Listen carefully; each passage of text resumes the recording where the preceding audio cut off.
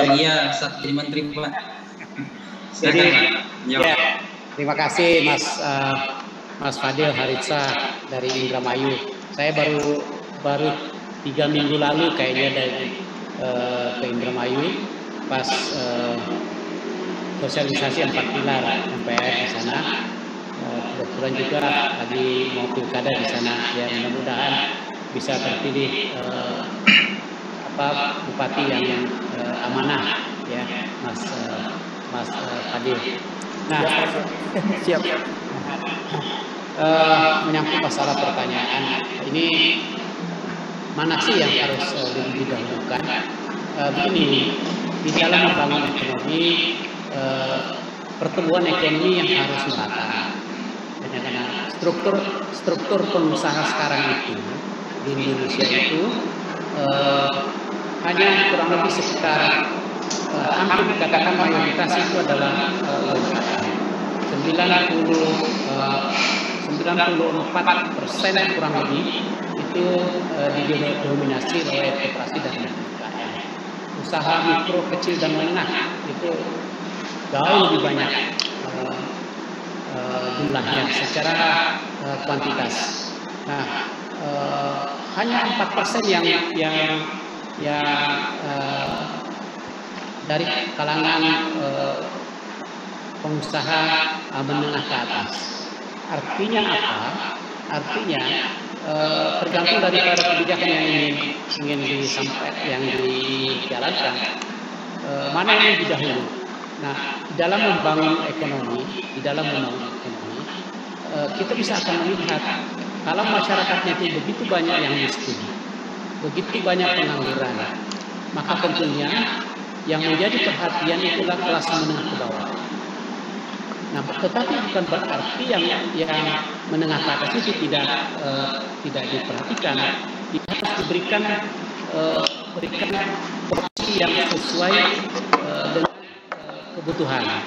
Nah, karena apa? Karena ada proyek-proyek atau pekerjaan yang tidak bisa ditangani oleh koperasi dan UMKM. Nah, di dalam pelaksanaannya, para pelaku usaha UMKM ini harus betul-betul ada keberpihakan. Beda dengan pengusaha yang kelas atas, menengah ke atas. Mereka sudah bisa melakukan improvisasi bagaimana menjalankan suatu pekerjaan. Nah, jadi harus treatmentnya yang berbeda. Sementara untuk pekerjaan-pekerjaan yang bisa ditangani oleh koperasi dan UMKM harus ada keberpihakan. Nah, keberpihakan inilah yang betul-betul harus menjadi prioritas dari pemerintah. Ya. Banyak kelemahan yang mereka alami, dan kelemahan inilah yang harus betul-betul diantisipasi oleh masyarakat. Salah satu contoh misalkan, para pelaku usaha UMKM itu sulit untuk mendapatkan pinjaman. Nah, harus ada keberpihakan.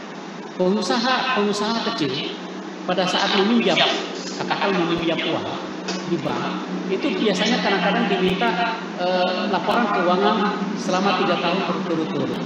Dan laporan keuangan itu harus positif. Karena akan menjadi pertanyaan, pengusaha yang UMKM itu kemampuan untuk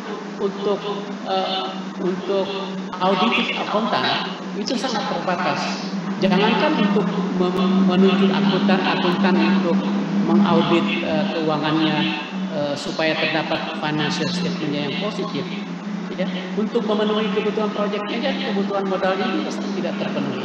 Nah, di sini juga harus ada kebijakan, lagi-lagi di tingkat kebijakan.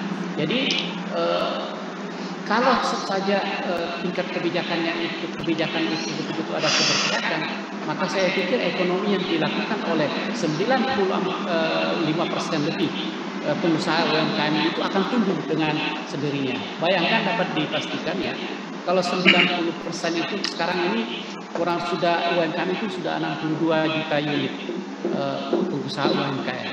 Nah, kalau saja ini diberdayakan secara maksimal, keberpihakan kebijakan itu betul-betul dilakukan, maka ekonomi itu akan tumbuh dengan pesat. Nah, yang kedua, kalau pengusaha besar, ini skala proyeknya kan besar juga. Kalau mereka itu hanya izin usaha yang diberikan, izin usaha birokrasi yang betul-betul yang dibuat sehingga tidak menghalangi investasi atau pekerjaan yang mereka akan lakukan. Nah, karena apa? Karena mereka sudah memiliki resources, mereka memiliki financial keuangan yang kuat, mereka sumber daya manusia yang kuat, mereka memerlukan teknologi, tinggal memberikan pekerjaan. Jadi sesuai dengan porsinya.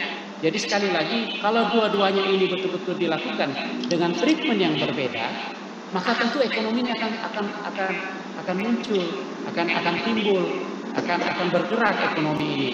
Nah, sekali lagi saya katakan keberpihakan kepada UMKM ini harus menjadi prioritas. Nah, dengan demikian insya Allah ekonomi kita akan tumbuh. Sudah kami pernah buktikan selama 10 tahun dari tahun 2004 sampai 2014, ya kan? Ekonomi kita pada saat itu tumbuh di atas 6% rata-rata. Sudah kami buktikan. Dan pada saat itu belum ada omnibus law.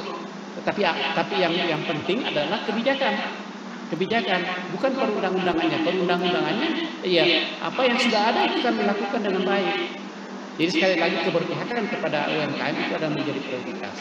Nah, untuk pengusaha tingkat menengah adalah birokrasi yang harus kita pangkas. Jadi sekali lagi perlakuan terhadap kedua pelaku bisnis ini tentunya harus berbeda.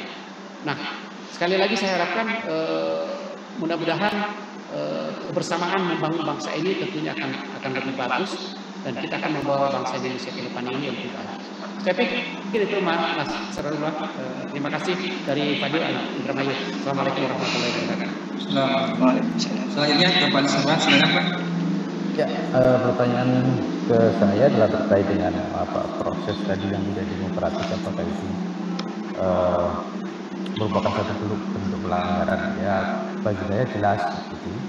Ketika proses pembahasan undang-undang ini tidak melibatkan masyarakat, dibuat secara tertutup, itu pasti merupakan pelanggaran terhadap undang-undang pembentukan peraturan perundang-undangan. Karena di situ salah satu asasnya secara tegas adalah asas keterbukaan, yang artinya dia harus disampaikan kepada masyarakat.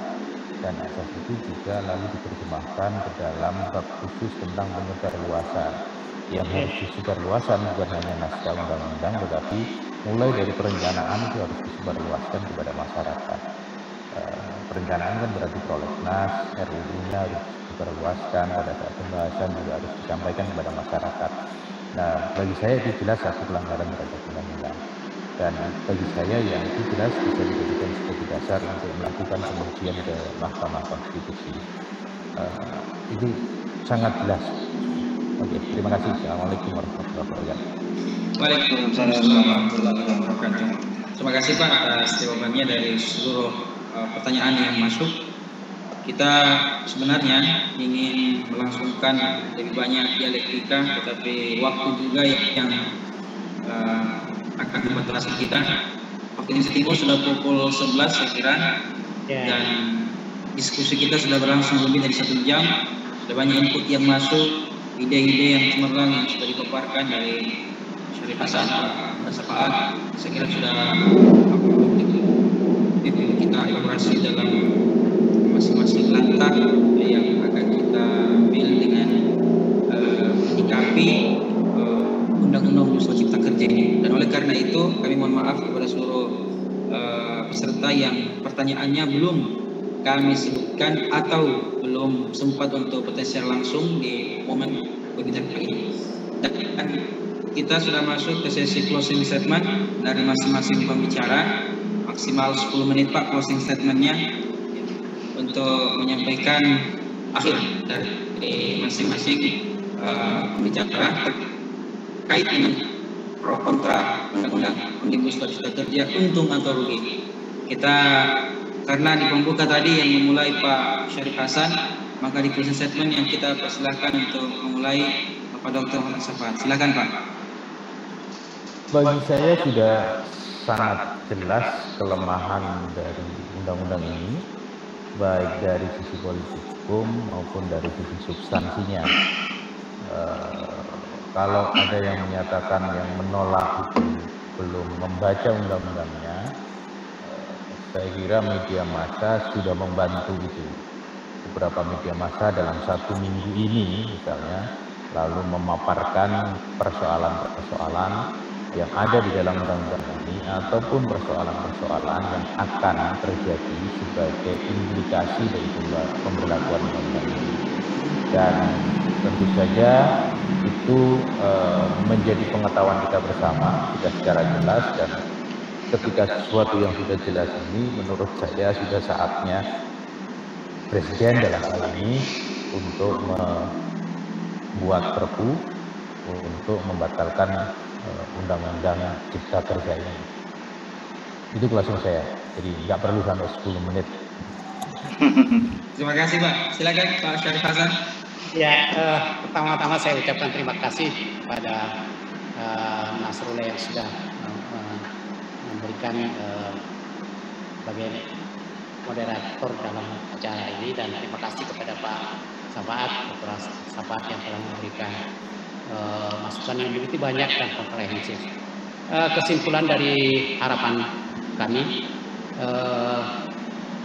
kami sebenarnya adalah satu,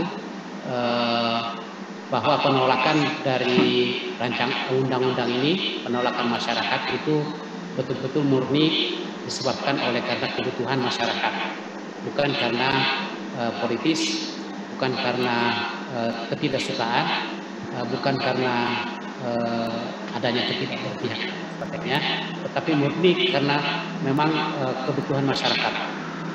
Jadi inilah aspirasi masyarakat. Mudah-mudahan Pak Presiden Jokowi dan pemerintahannya bisa mendengarkan ini, sehingga tadi sudah disampaikan oleh Dr. Sabaat bahwa mudah-mudahan perpu itu bisa dikeluarkan. Dan yang kedua, pada dasarnya kita tentunya sangat mendukung agar pemerintahan Jokowi ini bisa berjalan dengan smooth, bisa melakukan program-program pembangunan yang bermanfaat untuk rakyat. Karena apa? Karena kita siapapun pemerintahannya, kita harus dukung untuk kepentingan rakyat semuanya. Jadi ini adalah murni, betul-betul murni adalah demi untuk kepentingan rakyat. Tidak ada istilah bahwa kita adalah oposisi dan sebagainya. Betul-betul kita memiliki satu komitmen bahwa kita mendukung pemerintah untuk melakukan program-program untuk kepentingan rakyat. Saya pikir itu. Terima kasih. Assalamualaikum warahmatullahi wabarakatuh. Waalaikumsalam warahmatullahi wabarakatuh. Demikianlah tadi closing statement dari dua pembicara kita pada malam hari ini. Kami ucapkan terima kasih yang sebesar-besarnya kepada para narasumber yang hadir, Bapak Dr. Syarif Hasan, MMMBA, Wakil Ketua DPR RI dari Partai Demokrat, kemudian Bapak Dr. Sabaat, SMA, Pakar Hukum Tata Negara Universitas Sriwijaya, atas waktu yang diberikan pada malam hari ini. Tentu dalam situasi pandemi, beliau berdua sibuk menyempatkan ruang dan waktu untuk berdialektika membagi ilmu, suatu kehormatan untuk kami sebagai penyelenggara dan pusat lingkaran organisasi PT LIPMI, dan mengucapkan terima kasih yang sebesar-besarnya Pak. Dan kami mohon maaf kepada seluruh peserta kalau ada kekurangan selama kegiatan kita pada malam hari ini. Dan insya Allah ke depan PP LIPMI tetap akan melaksanakan dan menyelenggarakan webinar karena ini masih pandemi, dan akan melaksanakan pertemuan ketika pandemi sudah mereda atau sudah hilang bahkan, untuk membahas hal-hal kontemporer yang berkenaan dengan kehidupan kemasyarakatan kebangsaan, untuk memberikan injeksi positif dalam narasi, ide dan dialektika kebangsaan ke depan. Oleh karena itu, mewakili kelembagaan dan seluruh panitia, kami mohon maaf jika ada kekurangan pada webinar kita pada kali ini.